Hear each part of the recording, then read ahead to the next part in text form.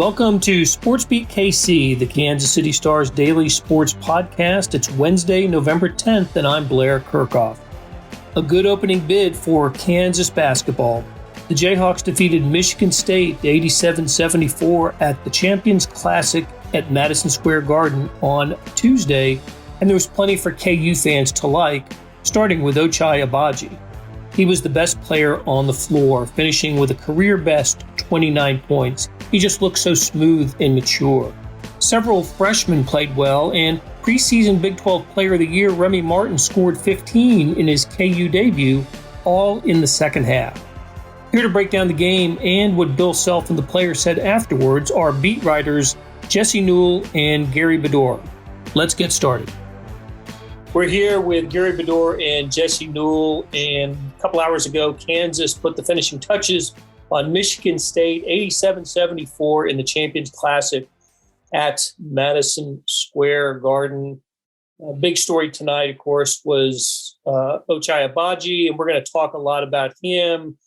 But there was a lot of other things to talk about from this game. I thought Kansas did so many things well. Gary, let's start with you. Break it down. What were your impressions of the Jayhawks tonight, and what did Bill Self had to say about this team? I thought they played pretty well. They were a little bit sloppy. I don't know how all KU fans felt, but the lead was up to 16, and I didn't feel like that they necessarily were going to avoid a 8-point game or a 6-point game late. But I thought, like everybody, Ochai Agbaji played really well. 29 points, 3 threes, 8 of 8 from the line. A lot of the freshmen or the newcomers came in and did pretty well. As far as Self, he wasn't, giddy beyond belief. He was happy for Ochai, he said, a little puzzled at Remy Martin doing 0 shots the first half, but he did say he played well the second half. So he wasn't jumping for joy, Bill Self, but, he loves winning these high-profile games. That helps his program. And I don't know if he'd give it a C, B, or A, but he was happy to beat Tom Izzo because he respects how tough it is to score on Michigan State and to out-rebound. Yeah, look, Michigan State was the only team against which Kansas had a losing record in the Champions Classic, oddly enough, and they tied up the series at 2 games apiece against the Spartans. And so I didn't realize, Gary, until I read your early game story that Kansas had lost its previous 2 openers. I guess I just don't. Just assume Kansas wins all the openers, but they'd lost their previous 2. They didn't play in the Champions Classic last year. There wasn't one, right? Yeah, that confused me earlier in the week when I was looking that up because they played Gonzaga, but the Champions Classic wasn't the opener. And I didn't mean to say that KU out-rebounded Michigan State. They did lose the board battle 37-30, but I think KU was pretty gritty tonight. But, they did lose the board battle. They did lose the board battle, and Bill Self mentioned that. But this was a small Kansas team that played tonight, Jesse, right? And you kind of had to concede that to Michigan State, always a great rebounding team under Tom Izzo. But the fact that Kansas won the turnover battle, Michigan State didn't shoot free throws well. There were reasons why Tom Izzo was not terribly pleased with his team's performance. But I don't know. Let's stick with Ochai for a minute or two here. Best game you've seen him play in a KU uniform? Yeah, absolutely. He was phenomenal. And I think, Ochai is such a quiet kid. He's not a guy that shows a lot of emotion. I was videotaping him on the way to the tunnel where all the KU fans were kind of waiting for him, wanted to slap hands with him, wanted to kind of give him the final ovation. And he barely looked up. He kind of pointed at the last second, but it's just funny because we had just talked about Remy. Remy was just arms exalted when he ran off the tunnel, slapping hands, doing everything. And that's sort of his personality. And Ochai's is really the opposite. You wouldn't have known he scored more than 2 points in this game and kind of gave a half point to the crowd after scoring 29, but that's just who he is. And the thing that stood out to me, Blair, today from Ochai was just his ball handling. And I know part of the reason that he came back to college, part of the feedback he got from the NBA process was just for people to tell him, like, hey, this is part of your game that you need to improve. And even if you're a 3-and-D guy in the NBA, you still have to be able to put it on the ground, be able to dribble some and take the ball to the basket and have some competence on that particular skill. And we haven't seen this from Ochai. There was one play where he got the ball kind of in transition, caught it with two hands, went behind his back on the dribble, and then finished under the basket. And it's just not something we've seen from Ochai. So him being able to score, him being able to take it off the bounce, it's never going to be a strength for him, but it's really been a weakness for him up until this point. So for him to show more a complete part of his game in that way, I just thought that was phenomenal. And, his shooting was really good. It was really good last year. It got even better in this particular game, but we'll see if that continues. But it was phenomenal by him, career high in points. And that was an Ochai Agbaji that none of us have seen before. And he won't be at Kansas next year. He'll be in the NBA and arenas like this if he continues to perform like that. So I was scribbling down some of the Bill Self post-game press conference, and he said this about Ochai. Another step he needs to take to become an elite player, he needs to become an assassin. And he was that tonight. Jay Bill called him, the first-team All-America player. The praise just flowed on Ochai. I was struck by just how mature he played. He looks the same. He played with more maturity tonight. That's not to suggest that he can kind of fall back into a timidness later on, or as roles are still being established on this team, and Jalen Wilson gets worked back in, and there's a lot to sort out with these Jayhawks. But man, against this opponent on this stage, for him to have the game that he did, pretty impressive, I thought. Yeah, I think so too. And I mean, the other thing, Blair, is he took a big step last year, and that's, I think, what people sometimes don't give him credit for. But if you look at his game by game log, and Gary would know this better than me. I'm kind of telling myself here, Gary, you would know this better than me, that sort of thing. But he scored double figures in like 19 of KU's first 20 games or something like that. So when KU really needed him to score last year, he was able to do that. But you want to talk about being an assassin and kind of being aggressive. We saw it very late in the year from Ochai during certain moments, including when he got his career high against Oklahoma with 26 points late in March. But it's just tougher when you can't dribble. It's tougher when you can't take it to the basket. So when you have some confidence in that part of your game and are able to create something like that, then everything sort of opens up. And I think we might have all got it wrong here. I know it's just one game. I know there's going to be other games where the game flow goes differently and all those sorts of things. But yeah, for a night, Bobby Pettiford said this to us, just outside the locker room. He said he told Ochai on the court that he was the best player in the country, and he wanted him to get to 30 plus points. He wanted him to close out the game because he'd had such a good game as well. But yeah, I mean, that's what Jay Billis said. That's what Bill Self said. It's what almost everybody except for Ochai said, which was, for a night here, he really established what he could do for this team and where potentially it could go if he continues this level of progression that he's shown so far. And Gary, I was also interested in something Remy Martin said after the game. He was just asked about his first half versus second half. And as you mentioned, he didn't even take a shot in the first half, but he was, he was interested in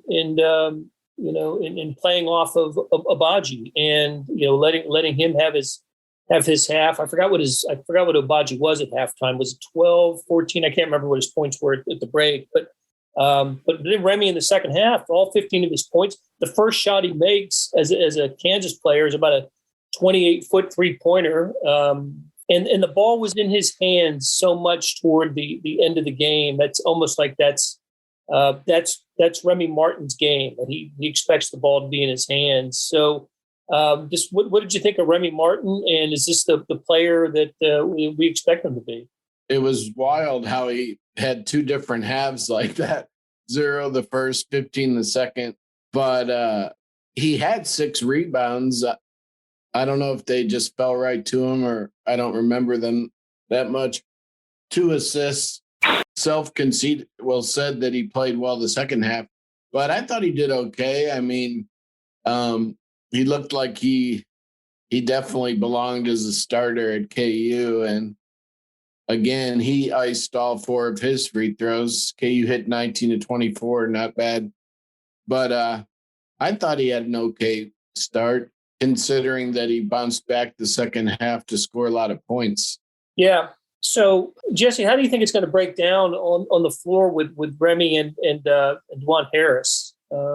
It looks like Bill is pretty comfortable with Harris running the show, but once the ball gets in Remy's hands, especially in the final minutes, it looks like that's Remy time. Yeah, I don't know when Jalen Wilson comes back what they're going to do for the starting lineup. It'll be fascinating because Bill is really pleased with DeJuan Harris, what he's done so far. And you look at it, kind of a quiet stat line, but for a team like Kansas, you can have a quiet stat line and kind of be a guy that can play off others. That's what DeJuan Harris did. 6 points, 4 assists, no turnovers, 3 steals, and knows the plays. Again, that's part of the reason he's that point guard is he probably has a better familiarity with the playbook right now than Remy Martin does. But going to your point, Blair, and Gary mentioned this a little bit before, there got to be a moment down the stretch where, KU really wasn't closing that well. The possessions got a little bit tough, that sort of thing. And those are the games last year when KU really could struggle because they didn't have a guy where, Bill Self has done this over time. I mean, sometimes you can look like a great coach because you spread the floor, you call a ball screen, and then Frank Mason goes and makes a play, or Tyshawn Taylor goes and makes a play, or Sharon Collins goes and makes a play. It's sure nice when the game's on the line if you just have a guy who's got a little bit of wiggle in him and can go to the rim and make you a basket. And so for as much as right now Self and Remy are figuring each other out, and Bill mentioned again after the game how they're still trying to figure each other out, I'll tell you this, Bill was certainly happy that when this game came to closing time, he could get the ball, spread it out, give it to Remy Martin. He got a couple buckets. You don't have to coach it. You don't have to X and O it. You don't have to manufacture it. You just get it. And Bill's going to be really happy to have that down the stretch in these games, as long as Remy Martin's healthy and able to help Kansas in that sort of way. And I think overall, that's probably one of the biggest points of tonight to me, Blair, is just a year ago when everything was so hard offensively and so hard in transition, everything looked so easy with the small lineup for Kansas to get to the lane, to score, to get to the basket, to dish to others, whether it was Bedford, whether it was Harris, whether it was Remy Martin, whether it was Yesufu in his limited minutes, even Christian Brown and Ochai Agbaji, we talked about having a little bit better handle than a year ago. Bill Self remade his roster and went from a team that really couldn't get it to the lane off the bounce to a team that's really difficult to keep out of the lane off the bounce. And so it's a credit to his recruiting and a credit to guys that wanted to sign up and join this. But this is a different team from the past, and they have a bigger margin for error than last year just because they get so many baskets, or they did tonight, in transition. And that really increases the margin of error for you. I mean, Michigan State, they're bemoaning their turnovers. They're bemoaning the steals that Kansas got. And that's just not something that Jayhawks manufactured as much a year ago. I should mention that I stayed on for the Tom Izzo post-game press conference. He actually mentioned DeJuan Harris, just how impressed with how he ran the team, which was the case for most of the night. And Harris had a nice line with the 6 points and 4 assists. Let's talk about a couple other veterans before we take a break. David McCormick, 10, I think, what did he finish with, 10 points? It was kind of seemed like a typical David McCormick night, under 500 from the field, struggled a little bit at the free throw line, but had a couple of nice blocks. And it's just, he's just not the smoothest of scorers at the basket, is he, Gary? No, he started the game kind of like everybody saw last year. He seemed a little rushed again. And a lot of times he gets the ball and you just look and he doesn't have a direct angle to the hoop. So he does a few moves and doesn't usually hit that shot. Like, for example, when Mitch Lightfoot entered the game, somebody fed Mitch the ball. I think it was a freshman. And Mitch grabbed it and he had the angle and he just laid it in. David sometimes is sped up and doesn't seem to, have an easy shot. At least that's the way I see it. But still had some remarkable plays. I think he had a vicious block and I think he had a real hard dunk. But, if he ever gets like Doak Azubuike was, very, very, very comfortable, he still might have a lot to him. I don't think he had a horrific game. He ended up with 10 points, but I don't know if Bill would prefer, 5 guards deep down and have David out of there sometimes, or just battle through with David. But no lack of effort, that's for sure. The guy hustles. Plus, he had the block that Tom Izzo into a tizzy and got him a technical foul. Yeah. In the second half. The other guy I wanted to touch on really quick before we take a break is Christian Braun, who, God, I thought when he launched those threes in the first half and didn't hit anything, I thought, oh no. But he had a really nice stretch in the second half where he got a couple buckets. The rebounding was there again. I think he led KU in rebounds tonight, and overall, I think a positive night for him. You just want to see that perimeter, that deep shot fall for him, and it didn't come close to happening. Blair, I think you're mentioning this. Self said it after the game where he talked about a couple of the starters didn't perform up to what you expect from them. And frankly, that's McCormick and that's Brown. I mean, those are the two guys where if you look statistically and just kind of watching with your eyes that they didn't have the type of performances that you might expect. But I mean, that's the great news about tonight for Kansas. I mean, they win this one going away. They win this one easily. And last year, if David McCormick had a game like that, KU probably lost. You know what I mean? They had to have him play well. And they still need him to play well because if they're going to play that 4-round one, I mean, you saw Michigan State. I'm sure Jay Billis was mentioning this on the broadcast, but they were not doubling David McCormick. So it's kind of like Udoka Azubuike back in 2018 when they played the 4 guards around him.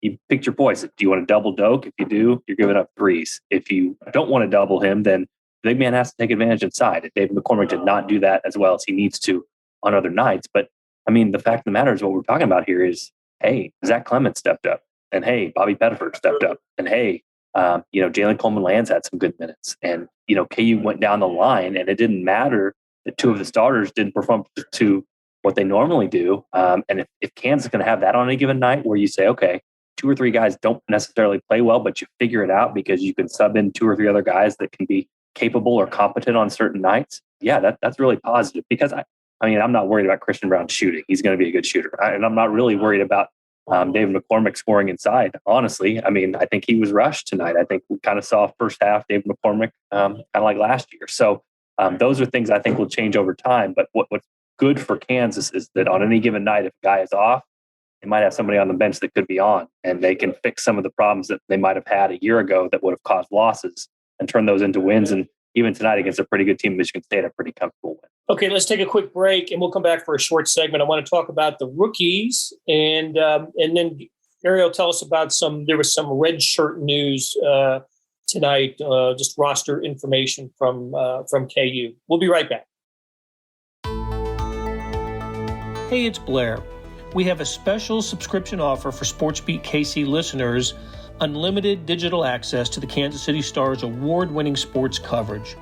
Sign up now for 1 year of Sports Pass for access to all the sports news, features, and columns presented on the kansascity.com site, and it's only $30. That's a 40% savings off our regular rate. Your subscription will automatically renew after the initial term at $50 unless you tell us to cancel. Your subscription helps support the sports coverage of kansascity.com and the Kansas City Star, and that support has never been more important. Please visit kansascity.com/SportsBeatKC offer to get this special offer. And as always, thanks for listening. Okay, we're back with Jesse Newell and Gary Bedore. We're rehashing the Kansas 87-74 victory over Michigan State in the Champions Classic at Madison Square Garden. I got to tell you guys, I love the Champions Classic. This is the 11th year of the event. It's the same 4 teams every year. They rotate opponents, rotate sites. I think it's a grand way to get into the college basketball season. College basketball tends to just kind of slide in. You don't know when exhibition games stop and the real regular season games begin sometimes, but that's not true with these 4 teams because they get after it in New York or Indianapolis or Chicago or Atlanta, wherever these games are played, and they're really high level. It's interesting. Michigan State's unranked. It's only the second time in the history of the tournament that there's been an unranked team, a team unranked in the preseason poll. The other time was Michigan State in the first one of these in 2011. So high level college basketball. And that was true also of the freshmen, some of the freshmen who played tonight, right, Gary? I thought some very good moments by some first-year Jayhawks. Yeah, Bobby Pettiford had 5 points, 2 for 2, 2 assists, 2 rebounds. Zach Clemens, 7 points the first half. KJ Adams had he saved the ball from going out of bounds, and I believe he threw it over to Christian Brown for a bucket. And was it a block at the end of the first half? Yeah, big block at the end of the first half. That was pretty amazing for a guy that just came in, and he's supposed to be a really good player, maybe underrated nationally in the recruiting rankings, but that was it for the freshman, I believe. Jalen Coleman-Lands, the super senior, was 1 for 5. So 1 for 3 on threes. He was not hot in his KU debut, the former Iowa State.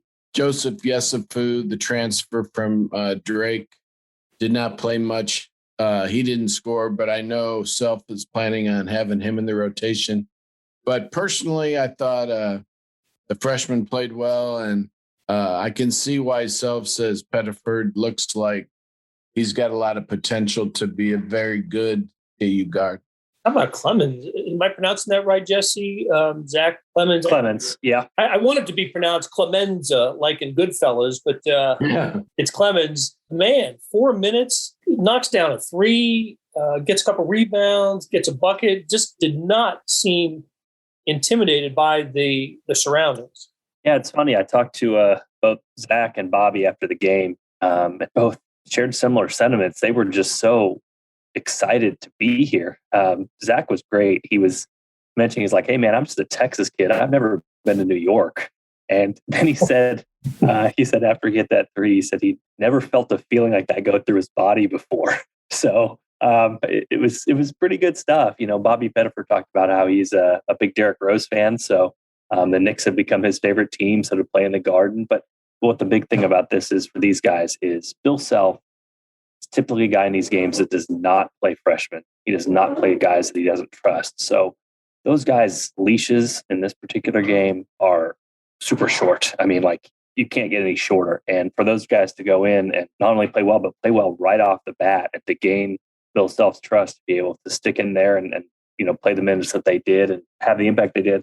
What's fascinating, the last lead of the game, I'll give it, if I'm not mistaken, I think it's if I'm not mistaken, I think the last lead of the game for Michigan State was around 31-30. And what happened on the end of the court was Bobby Pettiford came around a ball screen.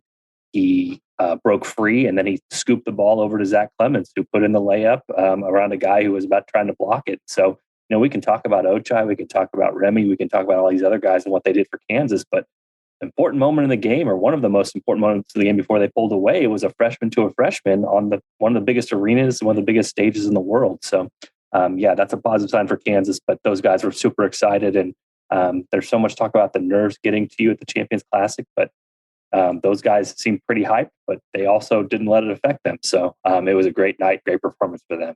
Okay, and Gary, how about the news on the red shirts? There was some news made on that. I guess Bill on his pregame show, and then talked about it later. Cam Martin, super senior from Missouri Southern, is going to redshirt. Self-stressed that Martin wanted to do it. He's the guy that scored so much at Missouri Southern. He's 6'9", but he can hit threes. And Self had said earlier in the preseason that Cam had not found his shot yet at KU. So losing Lightfoot and David McCormick, he likes the fact that next year he can have Cam Martin go with some of these freshmen that are coming in. Cam Martin might be a good big man next year, you know, if he becomes comfortable with big-time basketball. The year, you know, if he's not going to play much this year since he's not found his shot next year, you know, maybe as a sixth-year player? He could have a big year for Bill. So the other red shirt is a walk-on, Dylan Wilhite. I kind of thought he'd redshirt him because he's really got a nice body. He's like 6'9", 250, I think, and he I don't know if he can play or not, but he had a really good high school career. But he's going to redshirt, so Bill must think he's better than the average walk-on, or why do that. And Kyle Cuff, there are still discussions going on, I guess, is the way Bill said it. Nothing has been decided because you don't have to decide right away. He didn't play tonight, so as long as he doesn't enter a game, he can redshirt. With all the guards KU has, there's just probably not time for Cuff, who should be a high school senior this year. He changed classification to the class of 21, and he's a younger guy who was hurt. He had arthroscopic surgery in September, so it all adds up to not a lot of minutes. But some guys, just don't want to do that because whether they play a lot or not, they don't want to go to college for 5 years instead of 4. So I would assume he would redshirt also, but that is not finalized. All right, guys, let's call it a night, and we'll continue the KU basketball conversation another time. I certainly want to explore something else that Bill Self said after the game. I thought this was interesting regarding Remy Martin, that quoted Bill, he's used to having the ball in his hands, and I'm trying to get him get the ball out of his hands. I thought that was a really interesting quote that says a lot about how Bill wants to shape a team. And I know you've already written about it a little bit, Jesse, and we'll continue to pursue that story. So, all right. Hey, for Gary Bedore and Jesse Newell, thanks for tuning in, and we'll talk to you again soon. That'll do it for today. Thanks to our SportsBeat KC production staff of Beth Welsh, Monty Davis, Jeff Rosen, and Chris Fickett. Tip of the cap to Gary Bedore and Jesse Newell for talking KU basketball. Links to their stories can be found in the show notes and on kansascity.com. So let's talk about the morning sports edition. If you're not seeing it, you're really missing out. On kansascity.com, go to the Stars e-edition. The e-edition's a replica of the printed newspaper on your screen that comes with your digital subscription. Well, now there's an updated sports section produced separately that goes along with it. When you open the e-edition, there's a box in the upper right-hand corner that says All Editions. Click on that, and you can access anywhere from 15 to 50 pages of sports every day. You can also get it through email. That's how I get it. It's there by 6 a.m. every morning, but however you see it, you know what I'm talking about. It is complete coverage of the previous day's sports news, features, statistics, everything. It's fantastic. Okay, hey, thanks for reading the Star and listening to our podcast lineup. You're helping support the best sports and news coverage in Kansas City, and we couldn't produce programs like SportsBeat KC without you. We'll be back on Thursday with another episode.